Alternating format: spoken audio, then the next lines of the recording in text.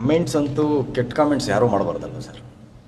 ಕೆಟ್ಟ ಕಾಮೆಂಟ್ಸ್ ಮಾಡೋದ್ರ ಬಗ್ಗೆ ನಿಜವಾಗ್ಲೂ ನನ್ನ ವಿರೋಧ ಇದೆ. ದಯವಿಟ್ಟು ಹೆಣ್ಮಕ್ಳ ಬಗ್ಗೆ ಆಗಿರ್ಬೋದು, ಗಂಡು ಮಕ್ಳ ಬಗ್ಗೆನೂ ಆಗಿರ್ಬೋದು, ಹೀರೋಗಳ ಬಗ್ಗೆ ಆಗಿರ್ಬೋದು, ಹೀರೋಯಿನ್ ಬಗ್ಗೆನೂ ಆಗಿರ್ಬೋದು, ಯಾರೂ ಸಹ ಕೆಟ್ಟ ಕಾಮೆಂಟ್ಗಳು ಮಾಡಬೇಡಿ. ನೀವು ಅವ್ರನ್ನ ಬೈದರೆ ಪರವಾಗಿಲ್ಲ, ಅವ್ರ ಅಕ್ಕ ತಂಗಿದ್ದೀರಾ, ಅವ್ರ ಅಮ್ಮನ್ನ, ಅವ್ರ ಮನೆಯವ್ರನ್ನ ಎಲ್ಲರನ್ನೂ ಕರ್ಕೊ ಅವ್ರೇನು ಪಾಪ ಮಾಡುತ್ತಾರೆ ಪಾಪ ಅಲ್ವಾ. ದಯವಿಟ್ಟು ಅದೊಂದು ಕೆಟ್ಟ ಬೆಳವಣಿಗೆ ಬೇಡ ಅಂತಲೇ ಹೇಳ್ತೀನಿ ಯಾರಿಗಾದ್ರೂ ಸಹ. ಅದಾದಮೇಲೆ ಒಂದಿಷ್ಟು ಲೈಕ್ ಈ ಥರ ಕಮೆಂಟ್ಗಳಿಂದ ಫ್ಯಾನ್ಸ್ ವಾರ್ಗಳು ಶುರುವಾಗಿದೆ. ಅವರು ಫ್ಯಾನ್ಸ್ ಮಾಡಿದ್ರು, ಇವ್ರು ಫ್ಯಾನ್ಸ್ ಮಾಡಿದ್ರು ಅಂತ. ಬಟ್ ಯಾರು ಫ್ಯಾನ್ಸು ಮಾಡಿಲ್ಲ. ಇಲ್ಲಿ ನೋಡಿದರೆ ಬೇರೆ ಯಾರೋ ಮಾಡಿರ್ತಾರೆ, ಅದು ಫ್ಯಾನ್ಸ್ಗಳ ಮೇಲೆ ಬಂದ್ಬಿಡುತ್ತೆ.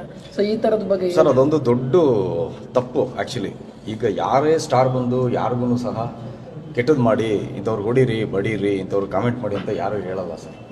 ಇವ್ರು ಯಾರೋ ಕೆಲವರು ಏನೋ ಒಂದು ಕೆಟ್ಟ ಮನಸ್ಥಿತಿ ಇರೋರು ಏನೋ ಕೆಟ್ಟ ಕಾಮೆಂಟ್ ಮಾಡಿ ಅದನ್ನು ಯಾರೋ ಹೀರೋ ಮೇಲೆ ಹಾಕೋದು, ಯಾರೋ ಸ್ಟಾರ್ ಮೇಲೆ ಹಾಕೋದು, ಅದು ಯಾರಿಗೂ ಒಳ್ಳೇದಲ್ಲ ಅದು. ಯಾಕಂದರೆ ಯಾವ ಸ್ಟಾರು ನಿಮಗೆ ಗೊತ್ತಿರೋ ಹಾಗೆ ಯಾರು ಹೇಳ್ತಾರೆ ಹೋಗಿ ಅವ್ನು ಹೊಡೀರಿ ಮಾಡಿ ಇವ್ರಿಗೆ ಯಾರಿಗೋ ಕೆಟ್ಟ ಕಾಮೆಂಟ್ ಹಾಕಿ ಇವರು ಬೈರಿ ಅಂತ ಯಾವ ಸ್ಟಾರ್ಗಳು ಯಾರೂ ಹೇಳೋದಿಲ್ಲ. ಇವ್ರು ಏನೋ ಮಾಡ್ಕೊಂಡು ಇವ್ರ TRPಗಳಿಗೆ ಇವ್ರ ಸಬ್ಸ್ಕ್ರೈಬರ್ಸ್ ಜಾಸ್ತಿ ಆಗಬೇಕು, ಇವ್ರದ್ದೇನೋ ಟ್ರೋಲ್ ಪೇಜ್ಗಳು ಹೆಚ್ಚಾಗಿ ನೋಡಬೇಕು ಅನ್ನೋ ಕಾರಣಕ್ಕೆ ಏನೋ ಮಾಡಿಕೊಂಡು ಎಲ್ಲ ಸ್ಟಾರ್ಗಳ ಮಕ್ಕದ ಮೇಲೂ ಮಸಿ ಬಳಿಯುವಂಥ ಒಂದು ಪ್ರಯತ್ನ ಆಗ್ತಾ ಇದೆ. ಸೊ ಅದನ್ನು ದಯವಿಟ್ಟು ನಿಲ್ಲಿಸಿ, ಇದರಿಂದ ಯಾರಿಗೂ ಒಳ್ಳೇದಲ್ಲ ಅಂತ ಹೇಳಕ್ಕೆ ಇಷ್ಟಪಡ್ತೀನಿ ಸರ್.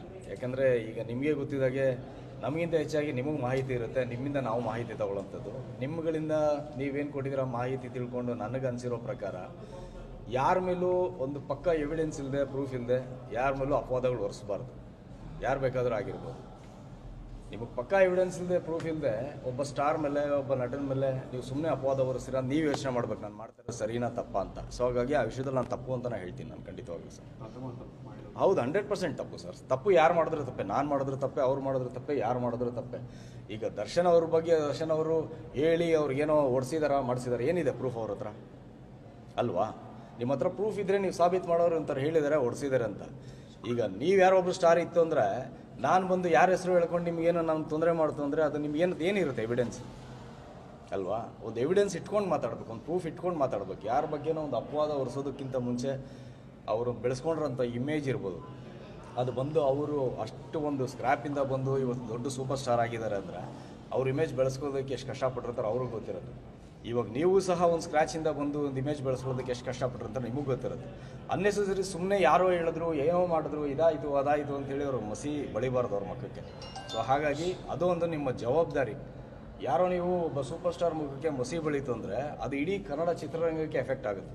ಯಾರೋ ಪಕ್ಕದ ರಾಜ್ಯವರೆಲ್ಲ ನೋಡಿ ನಮ್ಮನ್ನು ನಗೋ ಥರ ಆಗುತ್ತೆ. ಸೊ ದಯವಿಟ್ಟು ಈ ಥರ ಮಾಡೋದಕ್ಕಿಂತ ಮುಂಚೆ ಪಕ್ಕ ಎವಿಡೆನ್ಸ್ ಇಟ್ಕೊಳ್ಳಿ, ಪ್ರೂಫ್ ಇಟ್ಕೊಳ್ಳಿ. ನೀವು ಹೋಗಿ ಆ ಥರ ಪ್ರೂಫ್ ಇತ್ತು ಅಂದರೆ ಎವಿಡೆನ್ಸ್ ಇದು ಕಾನೂನಾತ್ಮಕವಾಗಿ ಏನು ಕೊಡಬೇಕು, ನೀವು ಕಂಪ್ಲೇಂಟ್ ಕೊಡಿ, ಅವ್ರೇನು ಆ್ಯಕ್ಷನ್ ತಗೊಳ್ತಾರೆ. ನಿಮ್ಮ ಹತ್ರ ವಿತೌಟ್ ಪ್ರೂಫು ನೀವು ಯಾರ್ಯಾರ ಮೇಲೂ ಅಪವಾದಗಳು ಹೊರಿಸೋದು ಮಾಡೋದು ಖಂಡಿತವಾಗ್ಲೂ ತಪ್ಪು ಅಂತ ನಾನು ಹೇಳ್ತೀನಿ. ಸರ್, ಈ ವಿಚಾರದ ಬಗ್ಗೆ ಯಾರು ಸ್ಟಾರ್ಗಳು ಮಾತಾಡ್ತಾರೆ ಸರ್? ಈ ವಿಚಾರಗಳ ಬಗ್ಗೆ ಯಾರು ಸ್ಟಾರ್ಗಳು ಮುಂದೆ ಬಂದು ಮಾತಾಡ್ತಾರೆ ಯಾಕೆ?